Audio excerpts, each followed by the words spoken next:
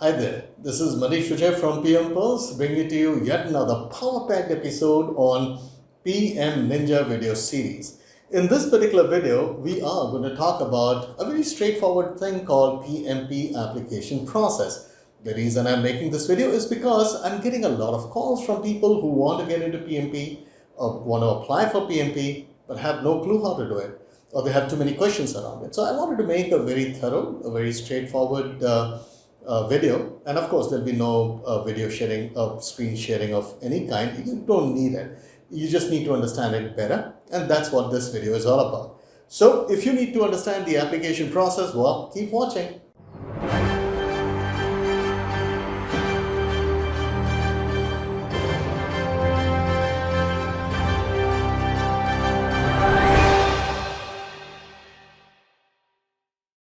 All right, as we start talking about the PMP application process, the very first thing that we need to talk about, and we should, is, are you eligible for PMP certification? Can you even apply? Don't worry, I just wanted to make it sound a little ominous, but it is not. So the question is, are you eligible for PMP certification? Well, there are just a few things. The very first one is you need to have around 4,500 hours of project-related experience. If you're a graduate, if you're a degree holder. Some people, not in India, but mostly in Europe and particularly in Middle East, there are a lot of people who are diploma holders. Now, when you have a diploma, that's not really a degree, right? And in that case, PMI wants you to show that have you done 7,500 hours of project-related experience.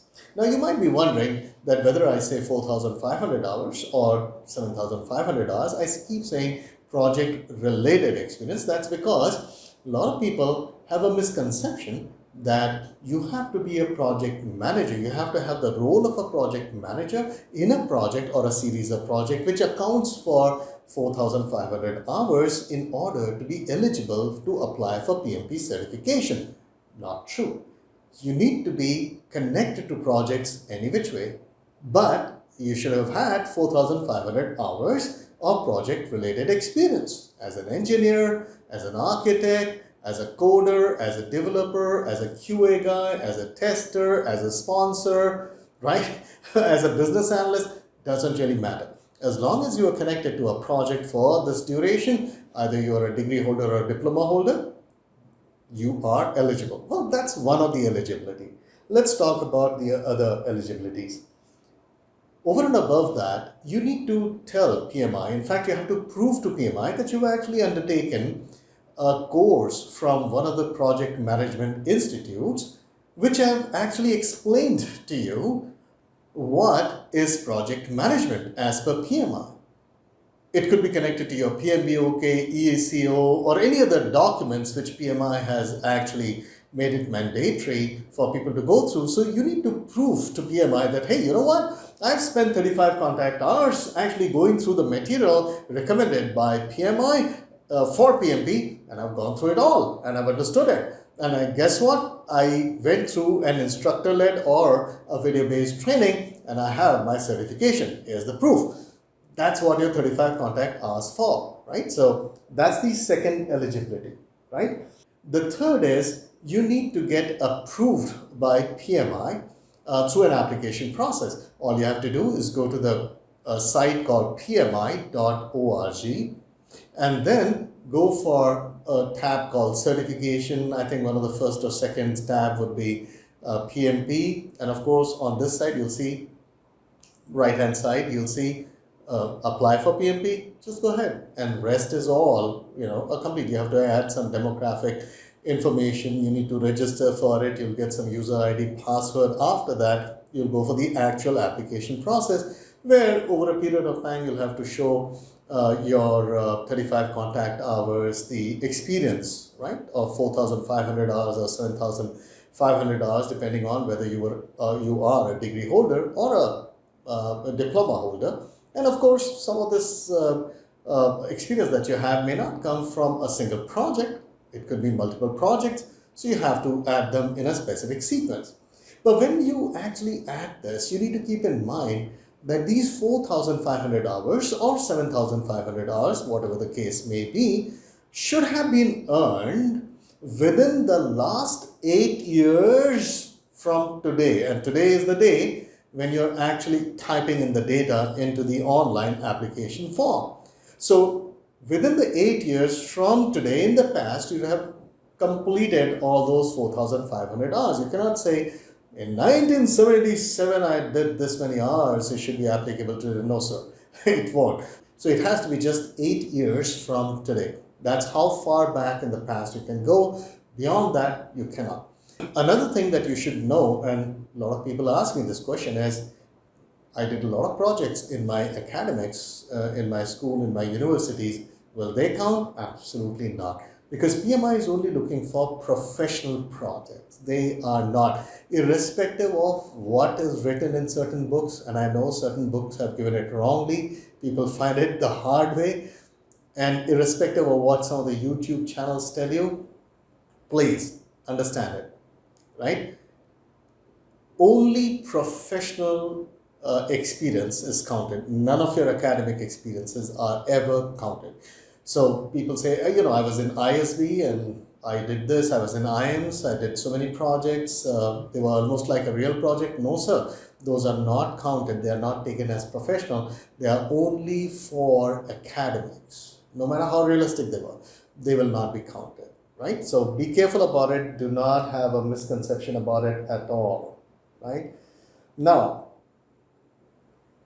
when you give the project data, make sure that these projects, so if you're giving more than one project, make sure that the start and end dates of the projects do not overlap with any other project that you're giving.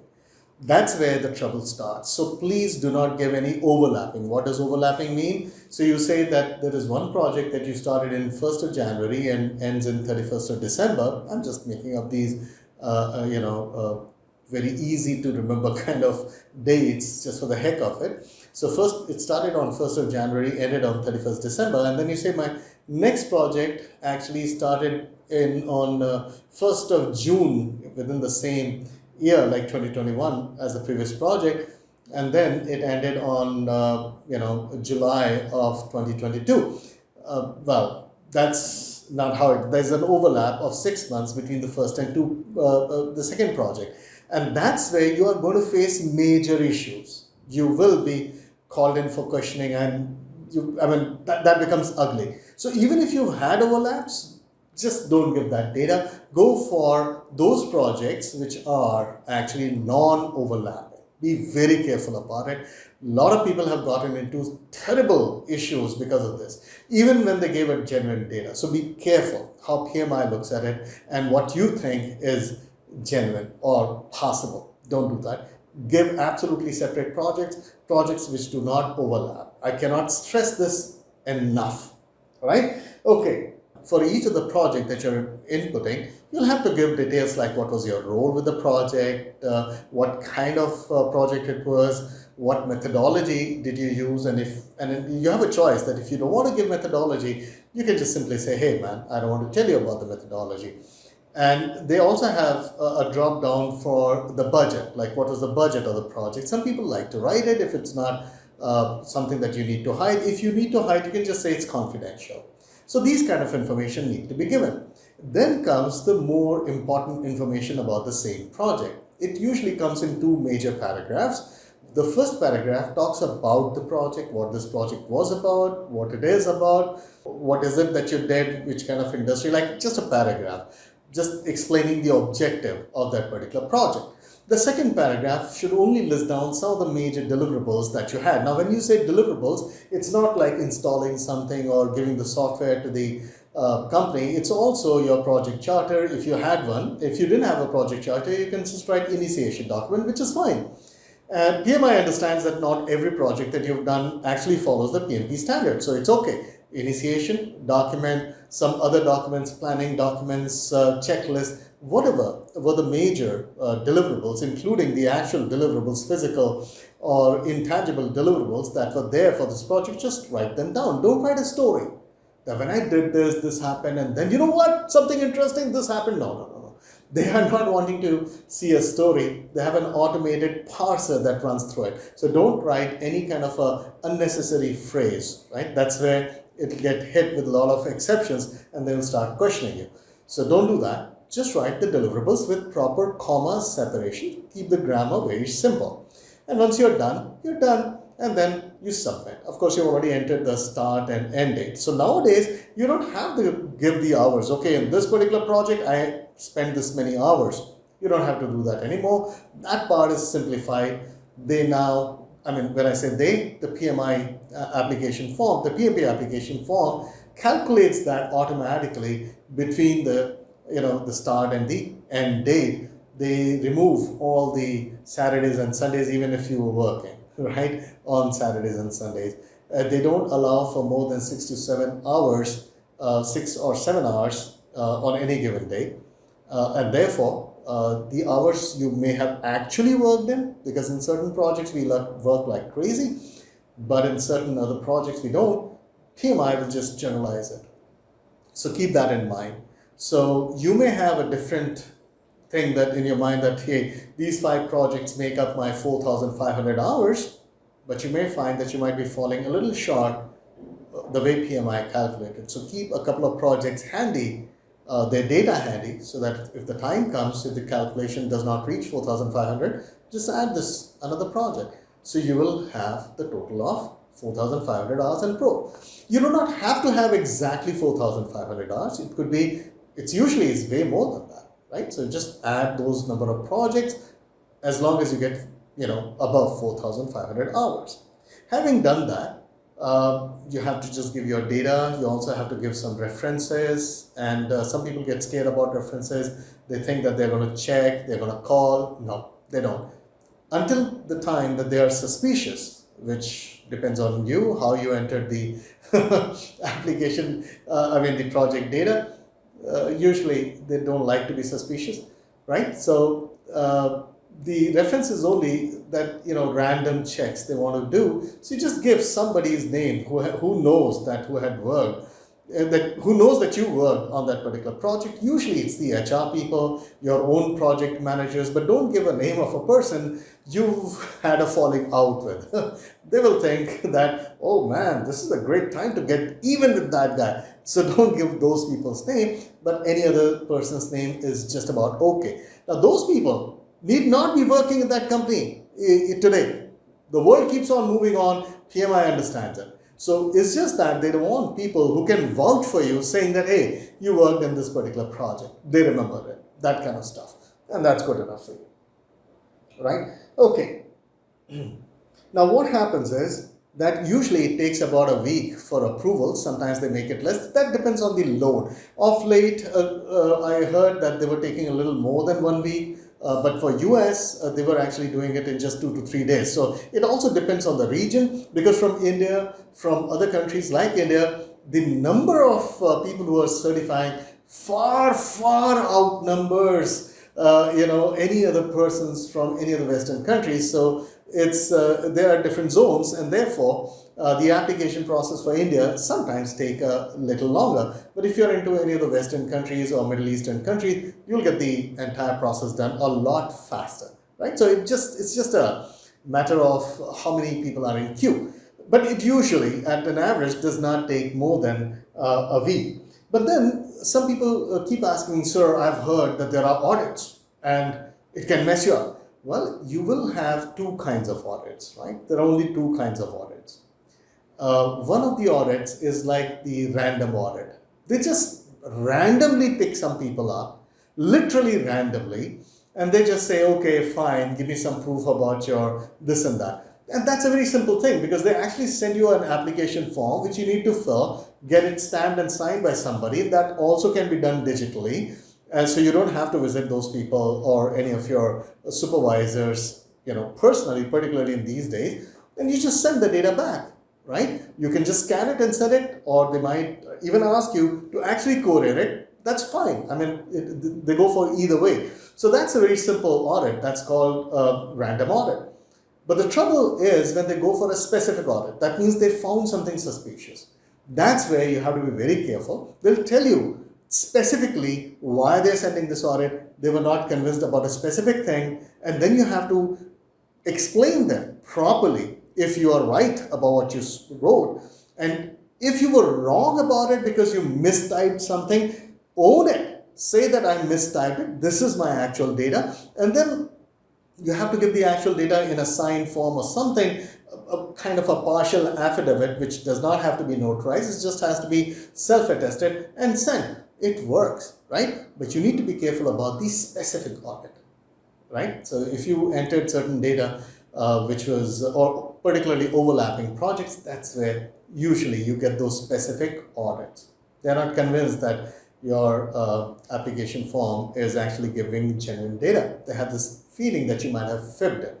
So they'll give you a specific audit. General audit, random audit, don't even bother about it. Simple, right? It is just an audit. So don't make this audit thing go to your head, right? Just because some other people that you know did not attempt it properly, did not reply to it properly. Of course, there are horror stories.